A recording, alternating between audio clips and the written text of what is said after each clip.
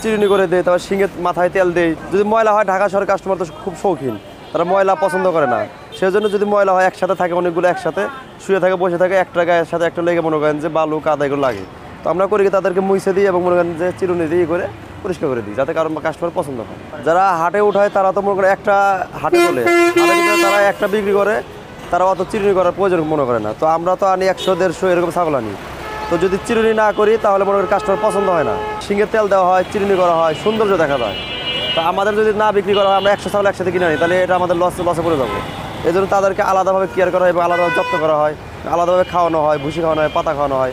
আর হাটেতে এরকম খাওয়াবে না, আমরা তাদের থেকে একটু বেশি যত্ন করি। যেগুলো বাসা বাড়িতে পালে, ওগুলো তো তাদের বিক্রি থাকে না, ময়লা ভরে আছে, থাক, যখন বিক্রি করবো তখনই করবো। বা তারা হাটে আনলে মনে করেন যে তারা মনে করেন যে একটা গা গোসল করে নিয়ে আসে, গোসল করে তারা নিয়ে আসে। তো হাটে এই জন্য মনে করেন যে চিরুনি বা করে বা সৌন্দর্য করার দরকার হয় না, এবং হাটে আনার সাথে সাথে বিক্রি হয়ে যায়। কিন্তু আমাদের এগুলো তো সবসময় বিক্রি হয় না, এগুলো অনেক দিন, 7 দিন, এক মাস এরকম আমাদের দোকানে পড়ে থাকে। যত্নের জন্য মনে করেন প্রথমত এটার গোসল করাইতে পারি, তারপর মনে করেন যে এই চিরুনি করে দেয়, তারপর শিঙে মাথায় তেল দেই, তারপরে মনে করেন যে এগুলো পাতা খাওয়াই, ভুসি খাওয়াই, যাতে একটু স্বাস্থ্য ভালো দেখা যায়, খাইতে হবে এরকম। হ্যাঁ, যাতে অসুস্থ না হয়। গরুর লেজ বড় থাকে, গরু নিজেই করতে পারে, ছাগল করতে পারে না, এই জন্য আমরা এই করে দিই। সুন্দর হয়ে যায়, দেখেন একবারে। এরা চুলগুলো একটু কোকড়া মোকড়া দেখা যাচ্ছে, এই যে দেখেন চিরুনি করছে, কি সুন্দর দেখা যায়। এটা চুলকানো হলে আমরা চুলকা দিই, করি, ব্রাশ করে দিই, বা মনে করেন গাটা মুছে দিই।